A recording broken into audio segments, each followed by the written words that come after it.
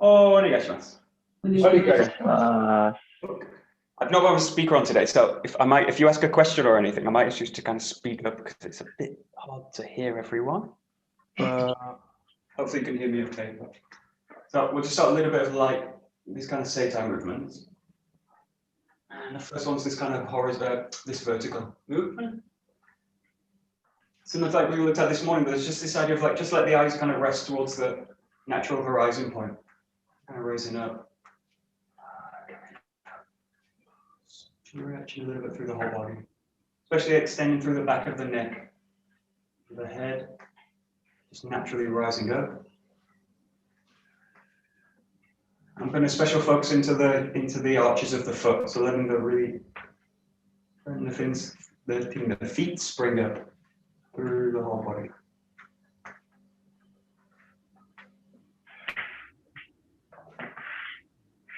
Okay, and just coming front and back. Creating some mobility in the chest.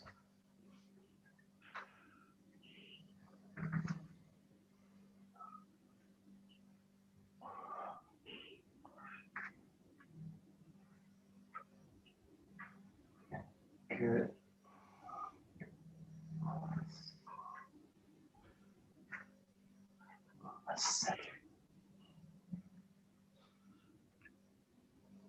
Good. Okay, side to side.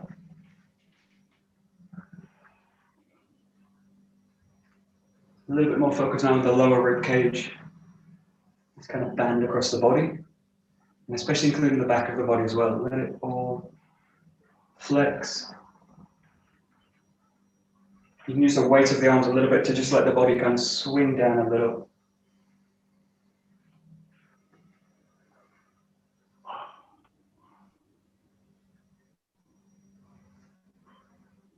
Good. Okay, just coming into rotation work. When the hips really create the movement.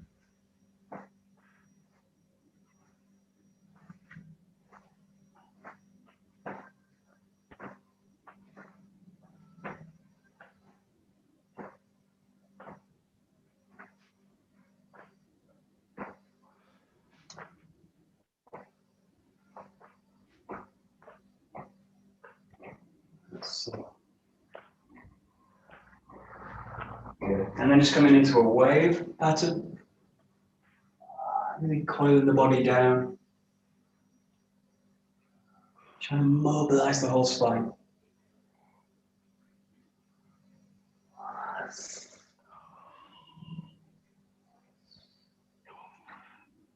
Most of the movement's being done in the spine, core of the body. Just feel like you can also pass it through the top of the head, through the neck, and also start to feel that it's going to start to really open the shoulders out. It will naturally happen anyway. Just start to feel that the whole movement gets passed through the shoulders, into the limbs, out through the fingertips.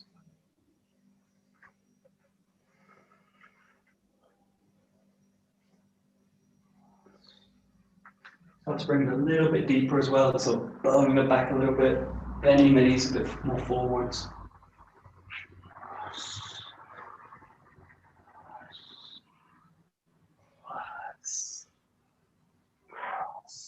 Okay, and then just continue with this feeling. Keep it, really bringing the arms down to some kind of function. Just going to swing them down. Swing them down. Swing them down.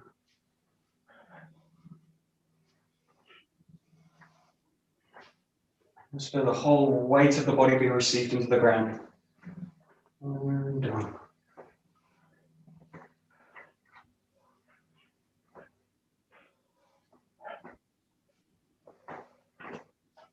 I want to create something really flexible, also really dense and heavy.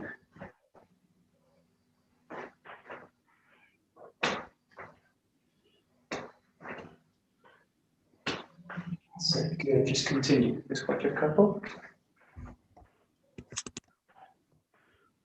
So.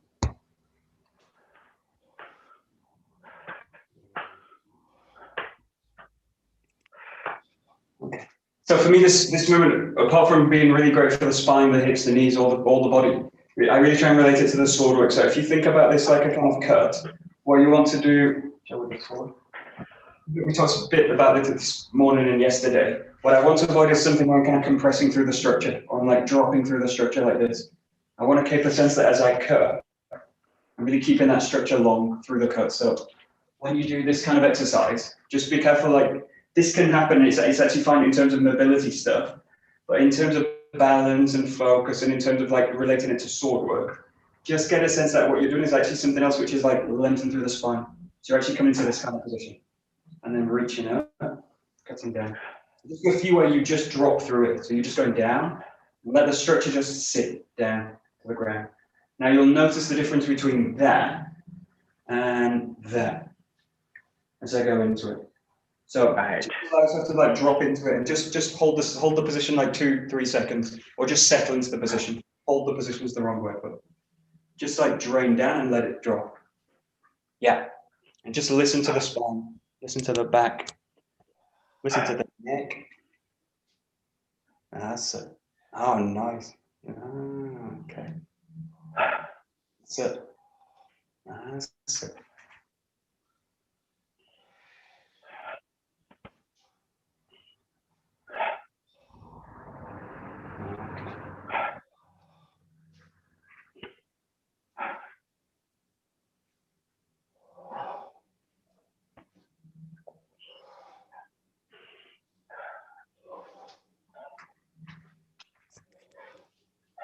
Okay, and then just in terms of the structure of the arm, just watch this. It's kind of related to something, again, it's something we did this morning, but just watch, as soon as I go to like these kind of positions where I let the neck drop, then it's almost automatic that this starts to draw in. So you start to go into these kind of positions, especially if you spend a lot of time like on looking at a screen. On a computer, it's almost natural they start to happen.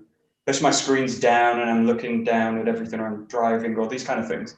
I start to become close. So if I get used to that, it becomes a kind of automatic posture. As I go into this, it will become like this kind of movement. So become like this, and the shoulders start to come under, and everything goes like this, kind of small. But rather get a sense that what you're going to do is like, there's a feeling of like this part of the neck is really widening, lengthening, and like it's almost like you want the simple instruction is pull the chin back, like push the chin back.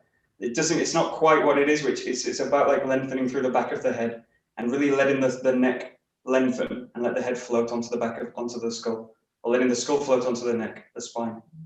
But so it means that you're basically pulling the chin back, but it doesn't mean like I'm pulling it back in a kind of rigid sense. But just get the sense that that's happening here, work on it there, and then as you go down, maintain it through the structure.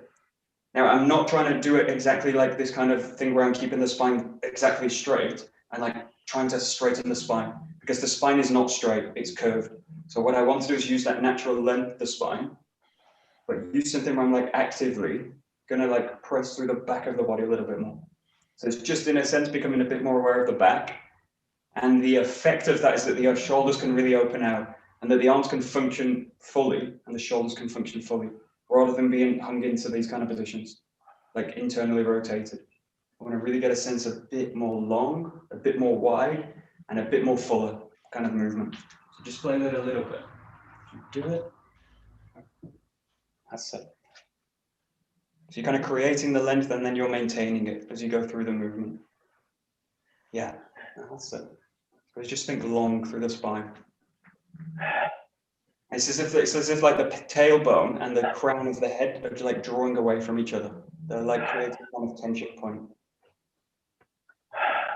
That's it. That's it. There we go. Yeah.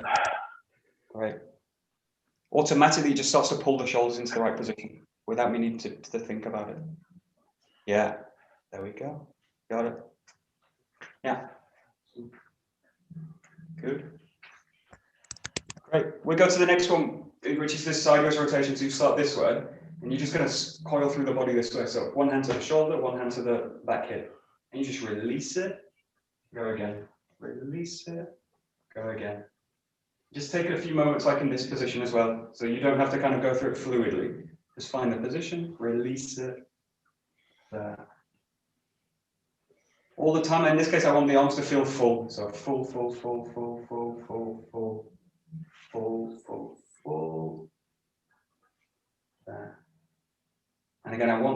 arms to be led by the center. So let the spine and the hips draw the arms. Yeah, that's it.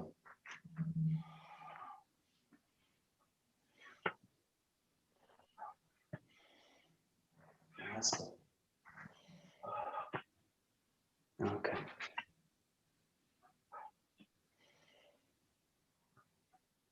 Yeah, that's it. Okay. So really feel that if you've got this kind of column thing, imagine this is like a big long tube. So it's like a big long expanded tube, and that's full of the breath now. As soon as I do something like this, it's basically like it does this to the system. So it takes that like expanded tube and it introduces like a kind of twist to it. And that's where you've got like a trap in the body. So imagine that there's a long kind of expanded tube, and as you do this kind of movement, that tube stays long and full, and the arms just wrap around the body. But just be careful in this case, it's like a twisting movement, which is like that. I do something like that, and I'm kind of twisting the body in. So I really want to feel that it's the hips that do that movement, hips, and it's the lower body that releases. So really get the sense that it's the mobility is going to come from the lower body, and especially the hips. And then just let that kind of,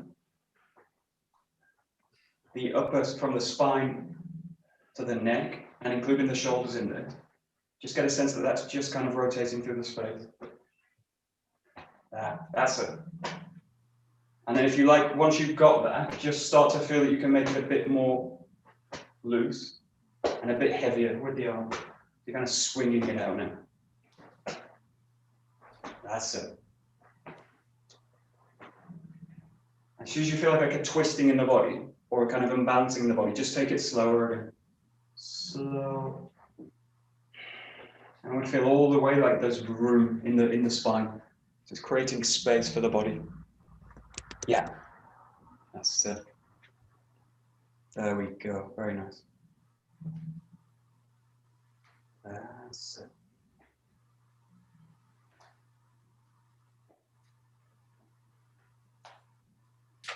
Good.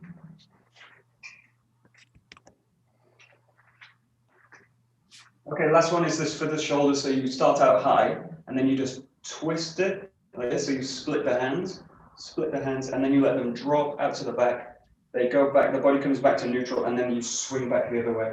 You got this full rotation. You're facing the front, you split side to side, and then you roll back to the front in a neutral sense, and then you re-engage the other side. It swings it like this. But just do this really slow. It's this kind of feeling.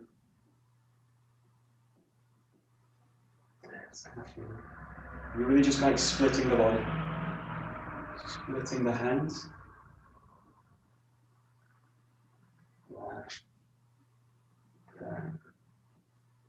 That's it. That's it. That's it. Good. Just watch your feet. Getting that one at all. Tricky one, no? Okay. Yeah. Okay, I'll show you. If you get lost with this one, there's a really simple exercise you can do, which is like this, and just doing this.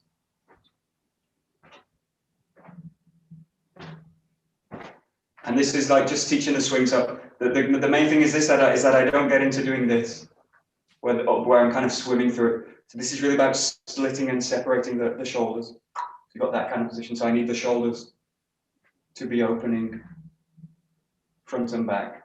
So if you get kind of stuck with this one, just go to the bottom swing. Yeah. And if you can, just keep it going around. Yeah, there we go. Nice.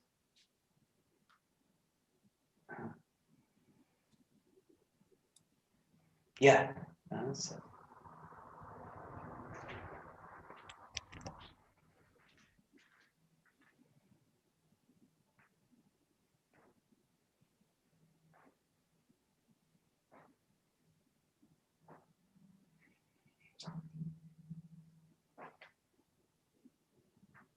And just try both sides as well, so you go the other way.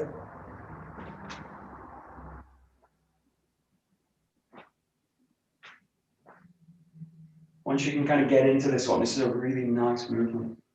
Feels like you can just go on and on with it.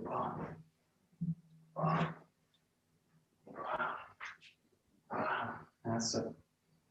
That's it. So it's really quite similar to this first one, the swing through, but you're introducing like this split between the hands. It's actually very tricky. Yeah. Okay, good. Good. Okay, we'll just go to the ground a little bit, do a little bit of UKEMI work. So just coming down, just do this standard one. So you're just kind of up, you're just going to roll back, and then come forward. Roll back, come forward. Keeping the sense in this case, what you want to do is like keep that length through the spine, but you're also gonna fold the body up a little bit. So you're going into like a protective posture. This is where you're going to crawl. You're going to like close the body up a little bit. So you go through that. But as soon as you're out of that, let the neck expand again.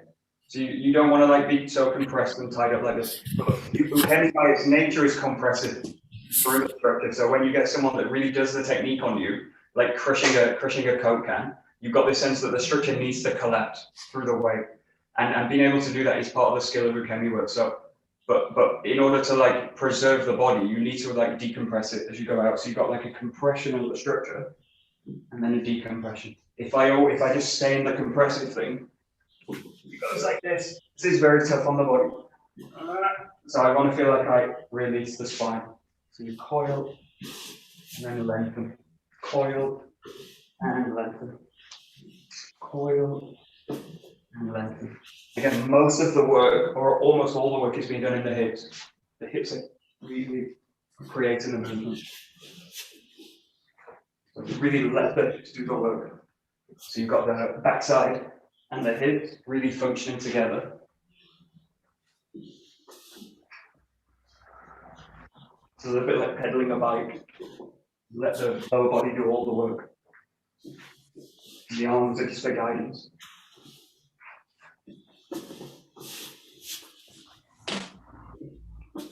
You go about 50. Keep the breath going, keep it nice and calm.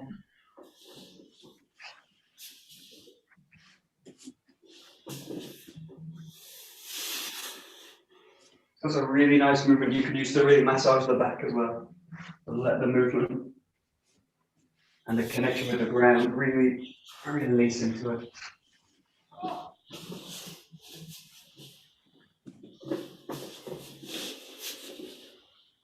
Keep the breath going.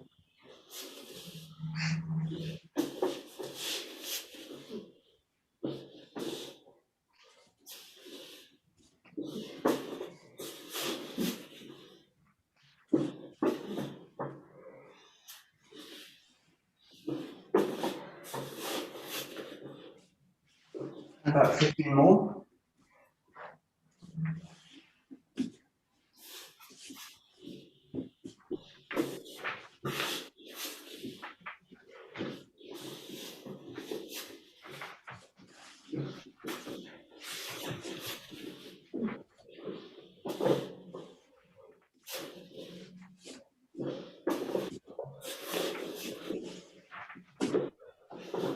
But the last 5 or so will be as easy as the last. It's the first 5, last 5. Nice and easy.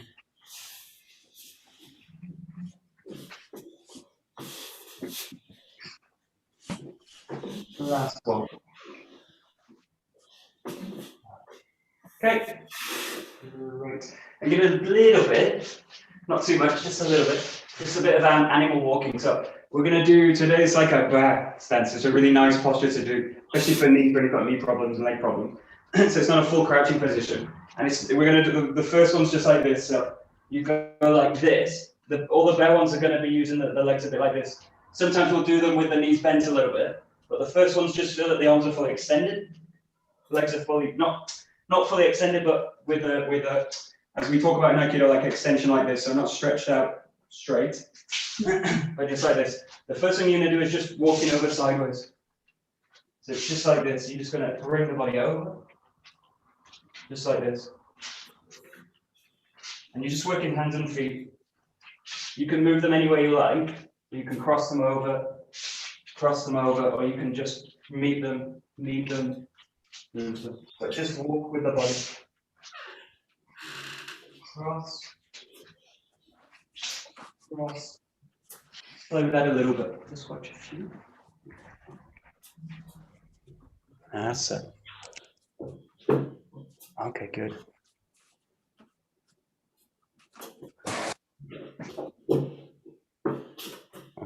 Okay, good. That's it. And just explore a little bit different movement patterns. So sometimes cross the feet. The main reason I like these kind of animal movements is because they introduce variety automatically through the system. So what I don't want to do is formalize them too much, because actually the whole purpose of like natural movement or animal movement is for variety. So I'm actually training variety in the patterns. When you do this kind of stuff, really play with. The problem is we straight away get fixed into a pattern and then we just start repeating it, which is nice, really great way to train. But when you're doing something like this, it's a little bit more playful. Feel free to like sometimes maybe just come to one hand, sometimes come that way, introduce a little bit, maybe I go around a little bit, cross the legs over maybe one time, cross the arms under, maybe the next time cross them over. And just play with it this way. So introduce kind of variety into it. That's it. That's it. Good. That's it. That's it. That's it. That's it. Good, good, good. Good.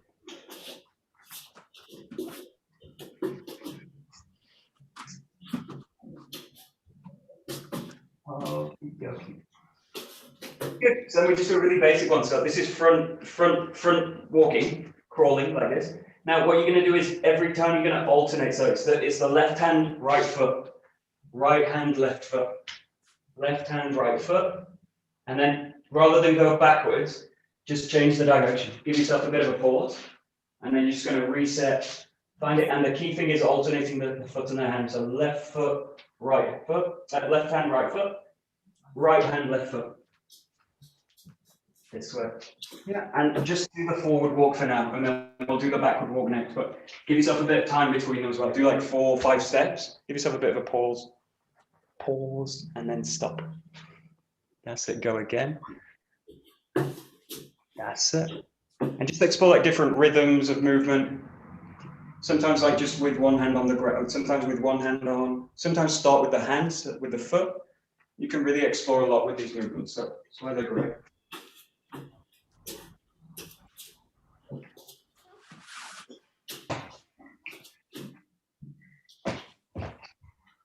Good. Okay, one problem with these, and it's a bit of a human problem, because we've evolved to be standing up. The spinal column is arranged so that it's for standing up to look out. So when we do these animal walks, you'll notice most animals have the cord like this. So the cord goes in like that to the skull. So they're naturally going to be looking out when they're in these kind of positions. What you need to do when you do these, just watch this, what automatically happens is like that.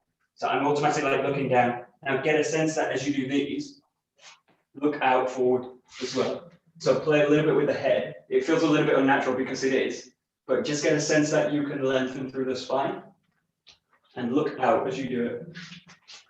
And it means I need to really mobilize the spine to do it. So just play with it. Oh, that's going backwards. Actually, go backwards now. We'll go straight to backwards, but you can go forwards and backwards, mix them in. But just get a sense that you're actually some things out. And it's not necessarily like now at the horizon, but rather than looking at the ground and the hands, look out. Go forwards, backwards. Go a little bit sideways as well. But just play with alternating the hands, feet. Hands and feet. So, that's it. Good. Yeah, good. That's it. Yeah. Yeah, and play with like long, slow movements, play with like fast pulsing movements. Really explore a little bit. Yeah. There we go. Yeah. Great. There we go. Yeah, that's nice. Good.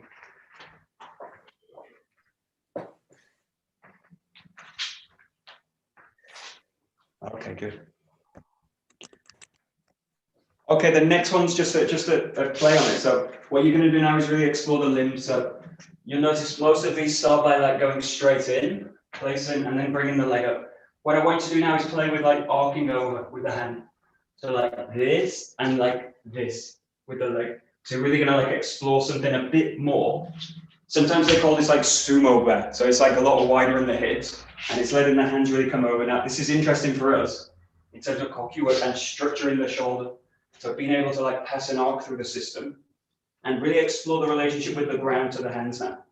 So like this and really like that kind of movement. So just explore a little bit. And I want really like mobility, real mobility in the hip. Forward, backwards. But just explore now like the limbs really have a quality of like rising out of the ground. Rising out of the ground. So that's it. Yeah, good. Okay, good. Yeah. Okay, not bad. Good.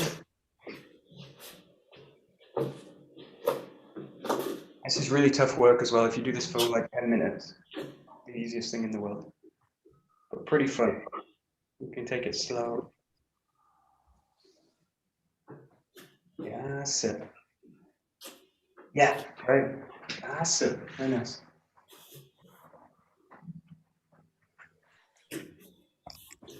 Good. Okay, good. And I'm playing with this a little bit because I'm just getting the mobility back in my knees, which I really value. But this is now proper going to like sumo one. So what you're going to do is like minimize the weight that I press into the hand.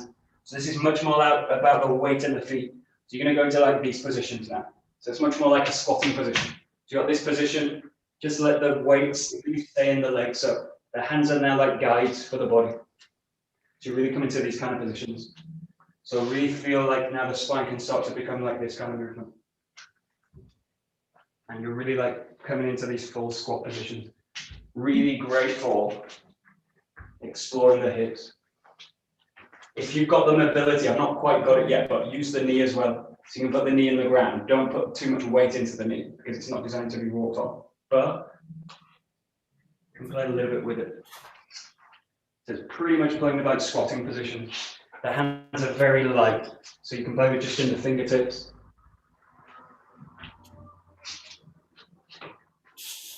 So really hard work for the legs. Sit.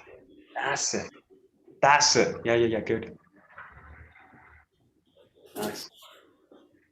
And again, just keep in mind the head, like where am I looking at something or am I like going towards something? The head will really determine where the body goes. So just explore it a little bit. Yeah, that's it.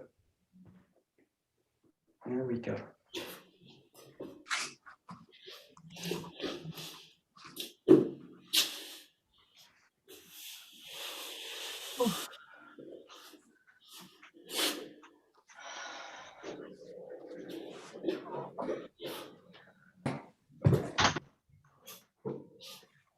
Good. We'll just do one which is like the counter to this. So you've got the bear, which is a front crawl. And sometimes this is, we'll do it like a crab. So if you imagine a crab, you go like this. So you're like feet are down, but the belly's pointing up in this case. So you've got this position, which is really the alternate from the last one. So what I want you to just explore the first one is just like picking the legs up and the hands up. So you don't even necessarily have to walk anywhere, but just feel like you can lift them up, lift them, shift them. Play with like 2 hands, 2 legs, 3 legs, 3 points of contact, 2 points of contact. Explore movement a little bit, but keep in with the belly facing up. Once you've got control of that, just start to feel like the next thing you want to explore is being able to draw the hips up, where you come into like a tabletop stance, but like this, where the hips can really mobilize through the joints. So play with like shifting, mobilizing the hips, shifting, mobilizing the hips. So really good work for the core, shoulders, knees, feet, all this. Just keep going a few and I'll just take a look. So being able, yeah, that's it, Adrian. Good. Yeah, good. That's it, exactly. So this is like crab posture. Yeah, good. Good.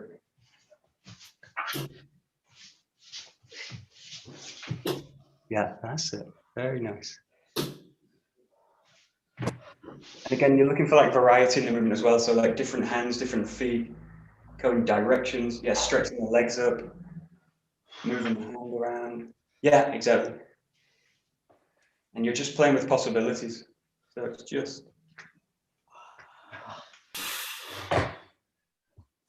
There we go.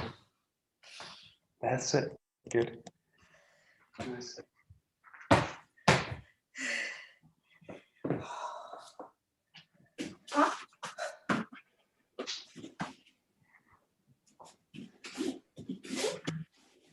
And then one, just to play with for the last few minutes in this bit, you're going to go from the crab to the crawl. So you can do it any way you like, but you basically go from the stomach up into the crawl position. So this is like a crawl switch. So you switch in and you go to the back. Switch in, go to the back. You do it however you like. You can also start to bring the legs into it a little bit, swinging through, maybe kicking out a little bit, moving around a little bit in one position. But you're just going to explore coming over one side. And you're just exploring the relationship with the ground. The feet. If you feel like it, come down to the backside as well. Use the knees. You can make this really easy, you can make it very difficult.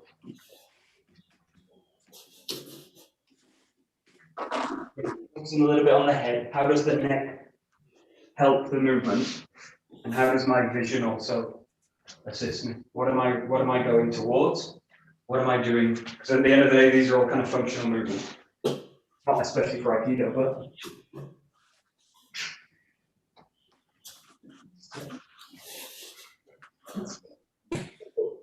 good. And the last one, I just want you to play with a little bit of UKEMI in it. So you're going to move. This for me, this is all UKEMI work. So apart from mobility stuff, this is all about flexibility, mobility. So this is all for me UKEMI work. So what you're going to do is just introduce a little bit of the rolling, just coming up.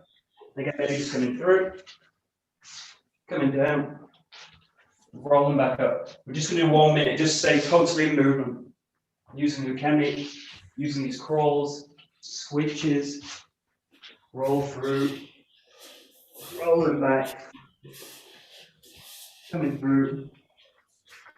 If you've got the space for it, you can also go into a backwards roll, forwards roll. Just mix it all in together. Just 1 minute. And it's not about speed or even about mobility, it's about the quality of the movement.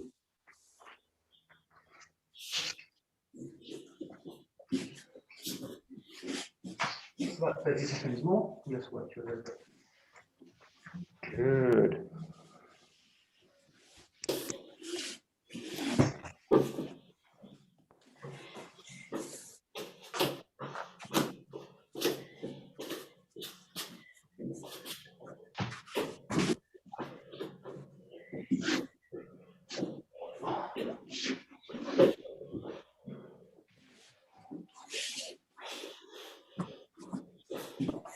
Nice.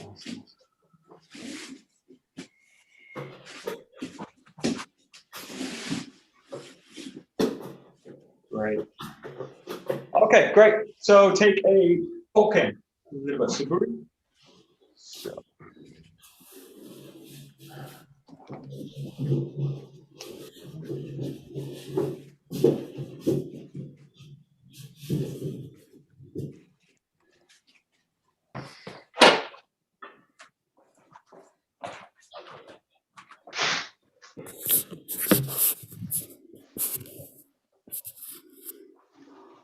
Okay, so just come into Kamae, we just go straight into the first saburi. So just find the Kamae, and then just lengthening through the body, finding the back, coming, cutting down, finding the back, and cutting down. Probably pretty aware of the center. So just allow the center to really take its position in the cut.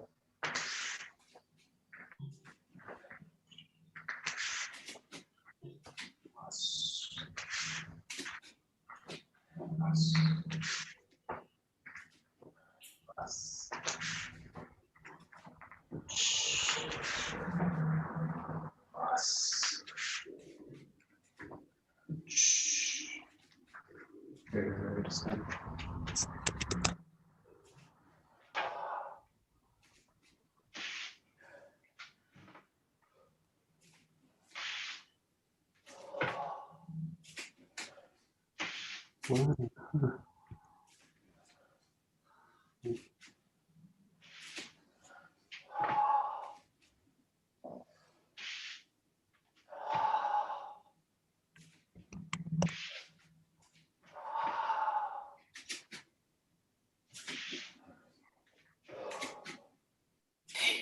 Okay, so when you make the cuts a little bit, I think someone asked this morning, John asked this morning or yesterday, I can't remember, about the Taina Henko. So this idea of like impacting through the hand. So like gung and the base of the hand. You want the similar thing when you make the cut. So the feeling's really like the cut itself is like hitting the ground. So it's like go gung, go gung, go gung. And every time think that the ground's not moving. So if what happens when I do the cut is like, so if my cut's constantly shifting, it means I'm doing that. So the ground's not going anywhere. If all the time I'm just hitting the ground with the body, it's going to find the same groove. So this is where we talk about like getting into the groove or cutting the groove or deepening the groove, however you want to think about it. But get the sense that you're every time hitting the same point. Boom, boom, boom. And if at any point I feel like, oh, it's going there. Oh, it's going there, or it's just dribbling through the ground. Just get a sense that every time I can just get a sense that, oh, hits the ground. Oh, hits the ground. So it's just that kind of, it's just this kind of movement. You're looking for like real consistency in the movement. And in terms of Shomanuchi, it's very good because it's like a very pure movement, straight vertical through the spine. Every time it's going to go to the same position. Yeah. That's it. That's it. Yeah. Good.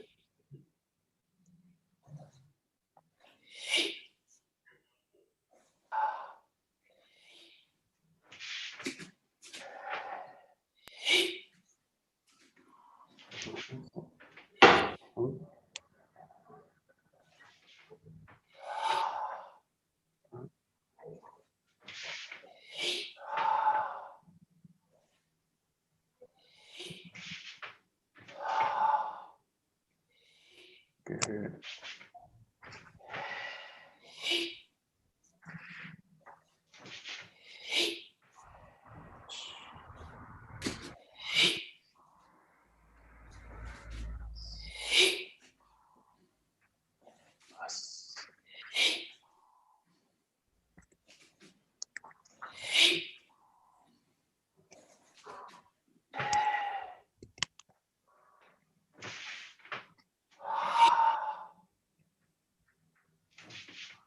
Okay, and sometimes this is one thing Lewis says sometimes in the dojo and on seminars, like you need to be a bit surgical when you do these kind of cutting motions. So if you imagine a surgeon over your body just before he's about to make the cut or the incision with the scalpel, he doesn't go like and then somewhere here.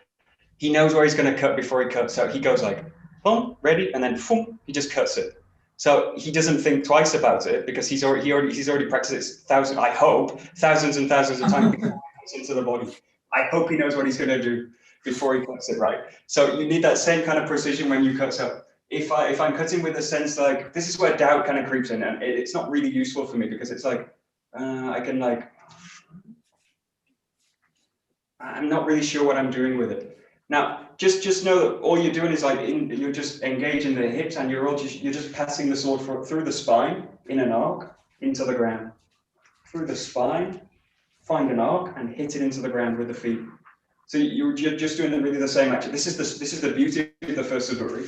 So once you've got the movement, you can learn it in like 2 minutes. But just get the sense that you're just really doing it in a kind of surgical precision, like gong. And the moment I feel that's out, whoa, it's going to go way out. But just do it with a kind of confidence as well, because this is about you need a bit of kind of you need to trust your own structure a little bit. Now, obviously, I'm gonna tear it to pieces myself, my own structure, but I need to have some sense of kind of confidence and trust in the structure itself. That's it. Yeah, that's it. That's it. That's the fun. That's it.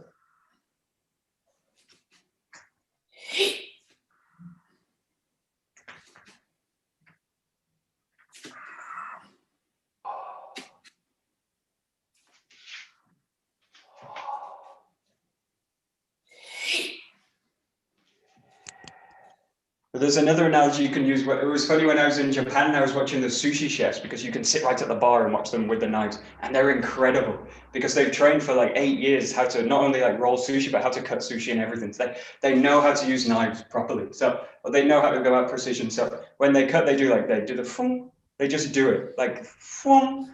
Now, I watch cooking programs a lot. So like if I see people like hacking, this is like cutting. And then I saw one program where a Japanese chef was teaching a Western chef how to cut with a knife. And there was like 2 totally different approaches. One was hacking with a knife and one was slicing with it. Now we do the impact thing with the bokken. So we do impact. We're not really doing cutting, slicing thing, but the same precision is the same. So the idea of the sword work is the same. This is why sometimes I use the katana to do sudori work, but get the sense that what you're doing is something really precise. So it's got that kind of quality there. Now, the moment I'm feeling like I'm hitting or I'm like hacking through the movement, that's when I get into all these problems, because I'm introducing something that I don't need to do, which is like pushing, pulling, slamming through something. So let the bokken do the most of the work, and I just align behind that. So the bokken, again, it's just going to do something like that. It's just going to fall through. Now, all I do is just place that movement, catch it with the hands, and sit it into the ground with the structure. So just make it as easy as possible, basically. But I don't want to make it into something that it's not, which is like this kind of stuff, or this kind of stuff, or this kind of stuff. Just let it go. It's just going to settle into the posture. So look for something that's it's powerful later, but it's really got a kind of simple quality. Something pretty simple about it. Yeah. And what's great about the sword is that it is deeply simple. You've got one Shomanuchi cut, you've got a Yokomanuchi cut, and a ski, and not so much in between. It's deeply simple. That's why it's great. Great practice. There we go. Got it.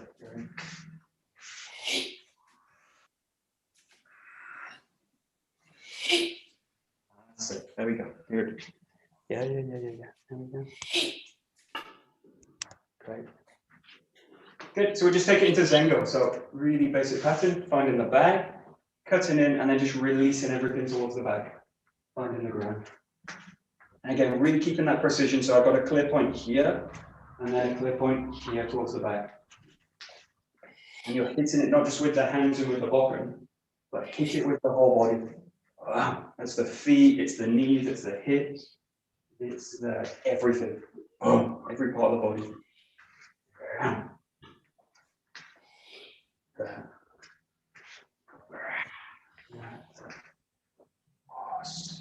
There we go. Good. Okay. There we go. Yeah. Good.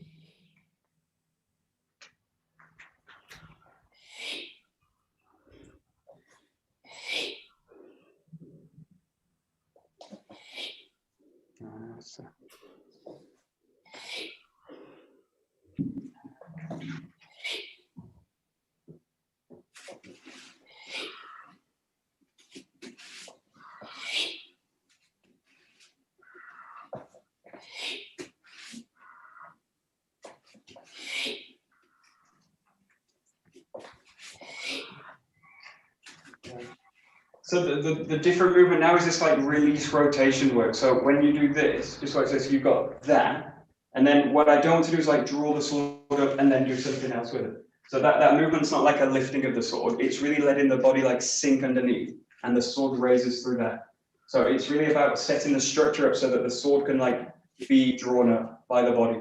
So I want the structure to be at this point really underneath the sword. Again, if I'm pushing, pulling, this will happen automatically. Going, and then I need to pull the sword up back into the structure because I basically pushed it down into the structure. So just get a sense that the structure is just going to sit down, but it sits down underneath the sword. And then I release the feet and the sword comes with me. So it's got this kind of quality. So just again, make it quite light. I feel that every time all the time I am underneath the sword, There's no point when I go on top of the sword, and there's no point when I'm pulling the sword. You're all the time really like have the sense that you're underneath the sword. So constantly, I want it to be anchoring in the center of the body.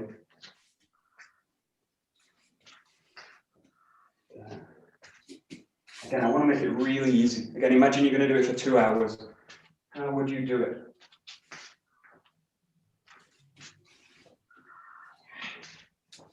There we go. Yeah, good.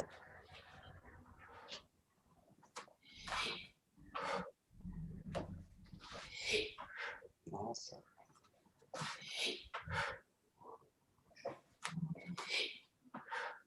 That's it.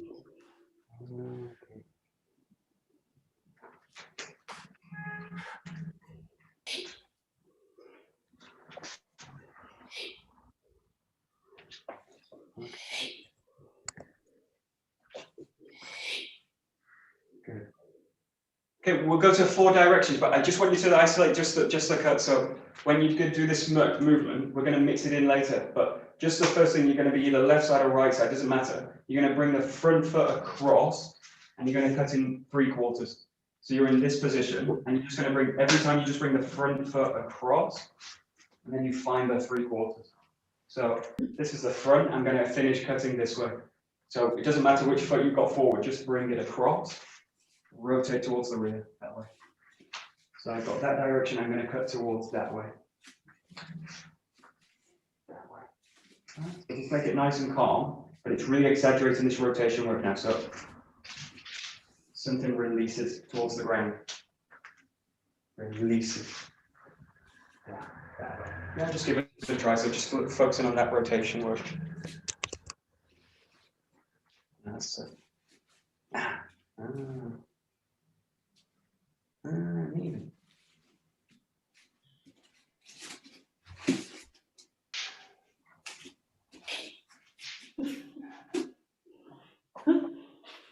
Huh? There's a few variations going on. Okay.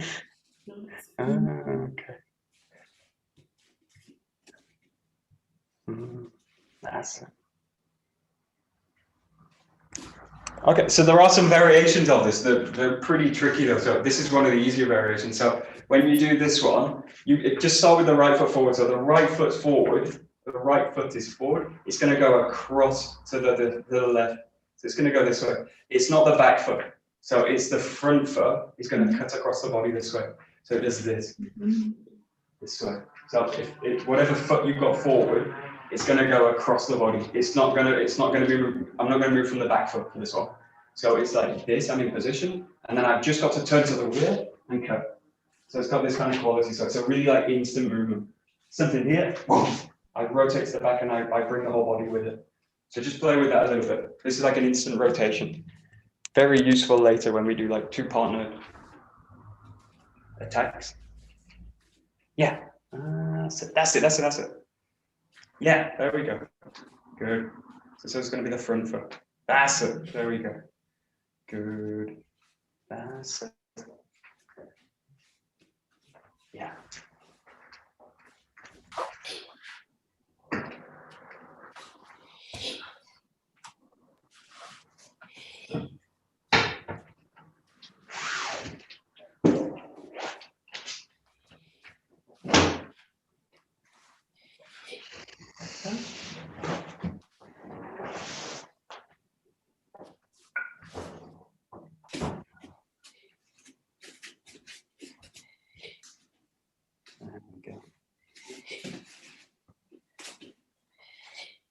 Nice.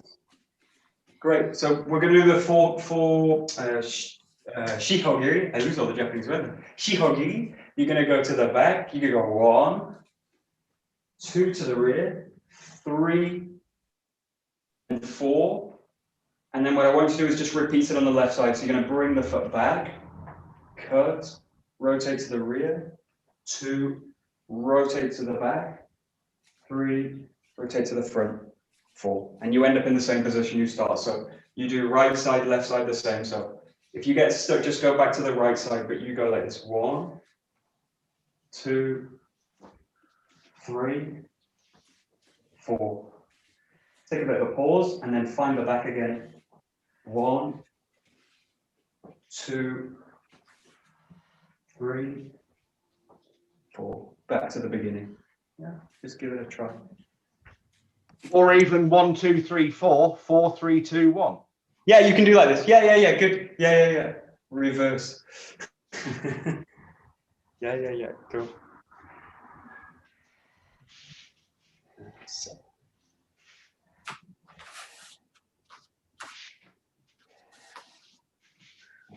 Good.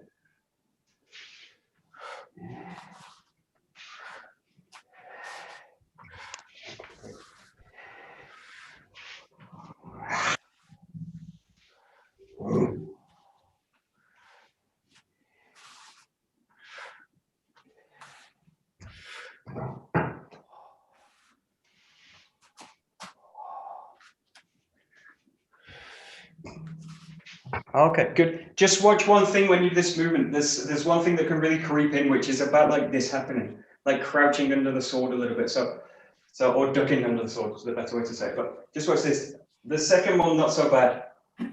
The third one, the tendency to like something goes like this. Now this is the body like coming out of balance and trying to hold itself together in the rotation. So just get a sense that as you enter that third curve, you've got the length, you've got the length, you've got the length. Yeah, all the way through the motion.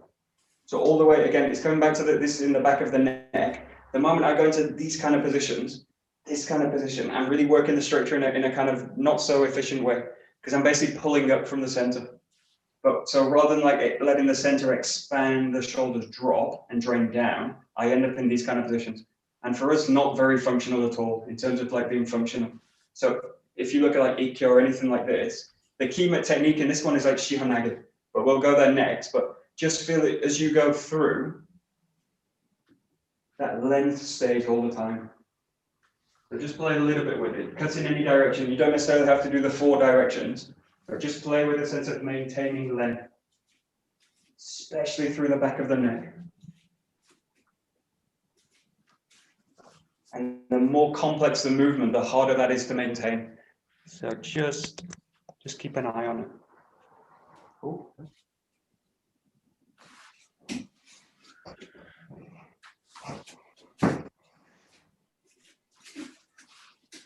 That's it. Yeah.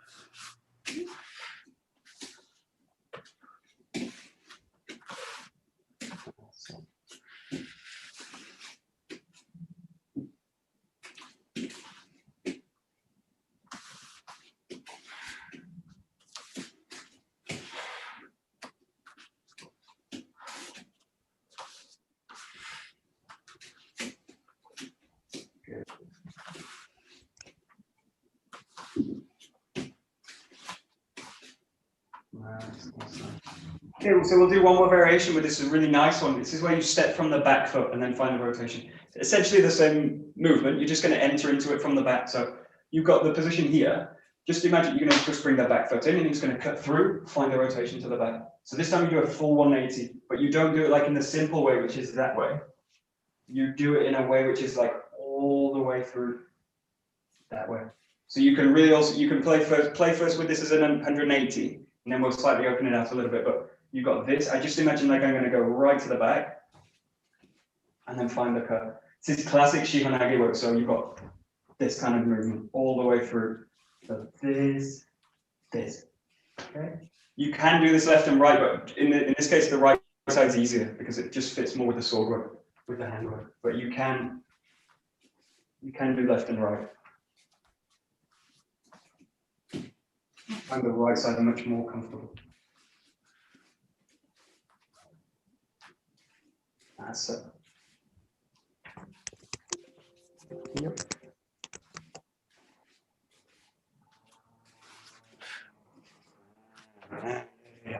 Okay, I'll show you what this isn't. So what this isn't is like a movement like this. So it's not a pull back. So if you go like Shihonage, my Shihonage is like I go in and then that. So my feeling is to rotate on the spot and drop you into a hole. But I'm not doing it by doing something like that. So I'm not pulling back with it. So it's a quite an easy technique, but if I cut straight down with it. So get the sense that when you do this movement, next up, you're gonna go like this, and then as soon as I establish that, I'm entering the hips in. So by the time I've made the rotation, the cut's already going. The cut's already going. It's already hitting the ground. If by the time I'm in the rotation, oh, I've not started the cut. Oh, tricky. So get the sense that you rotate into the cut. That, and this is where Shivanagi works. Oh, it goes like that. It's already done by the rotation. Just give it a try. Last few.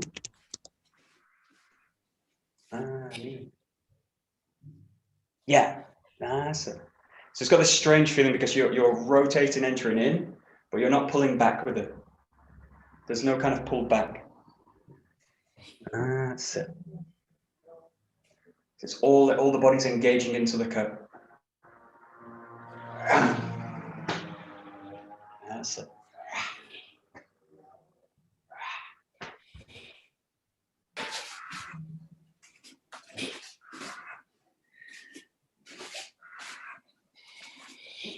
So.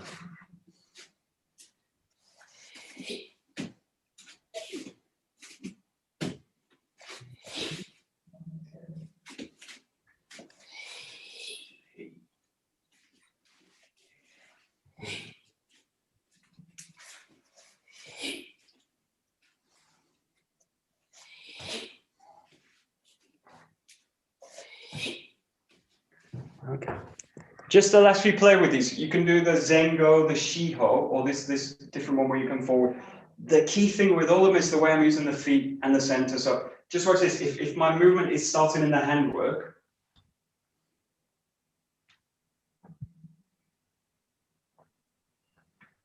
everything will start to like, it will pull me automatically into this kind of space. So really allow the hips to make the movement. So really put more attention in the footwork and the hips.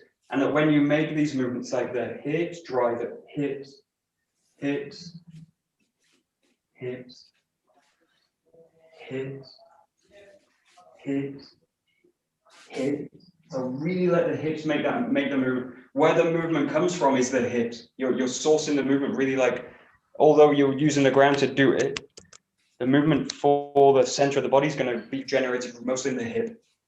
Just explore it a little bit, the last few. And use any kind of cutting movement you like. And this is really hammered in the first suburi. So that ability to really generate or feel where the movement comes from the hip, that's really hammered into you with the first suburi. Yeah. Again, the more complex I make the movement, the harder it is to find that kind of connection with. But the best way is just slow it down. Yeah. That's it. Okay, good.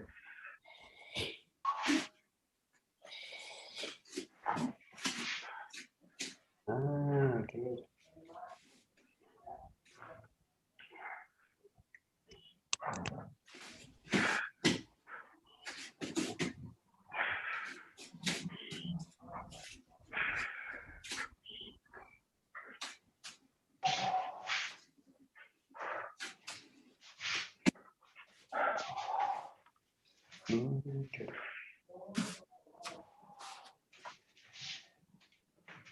Good. So the last minute or so, just cut freely. And most of you are doing it anyway, so just continue. But just cut freely, like spiral work, yokomanuchi work, but just include a lot of rotating work. And again, really prioritizing hips. Where does the movement come from? The hips. Hips. Hips.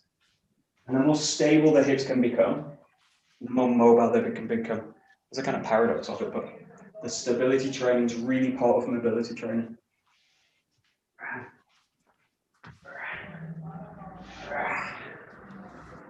H.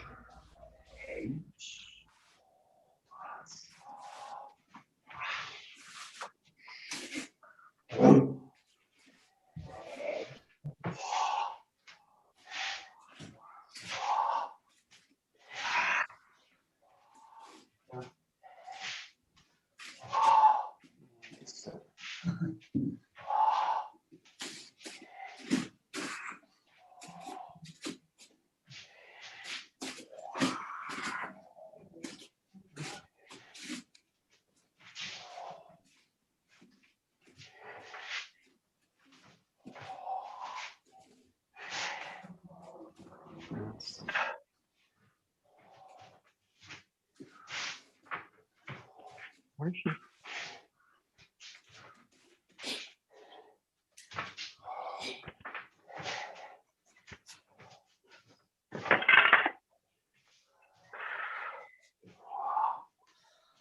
Okie dokie. We'll stop there. So, Oh, man. yeah, the key with all this is in the rotation work, especially, is like how do I mobilize the hips through the rotation work? So yeah, this is just the key. So a lot of the work in this kind of mobilizing the hip area is super important for us, and like how I'm connecting the feet to the ground. So a lot of this kind of animal walk stuff is really nice for exploring these different patterns with the body, and just exploring my contact with the ground, and how I use the spine to mobilize the body, and how you position the shoulders in relation to the spine, the neck, all these kind of points. So the structural stuff's really important, but it's really, for me, it's fundamentally based on mobility. So that's pretty much it. So, domo arigato gozaimasu. どうも、arigatou gozaimasu. Great.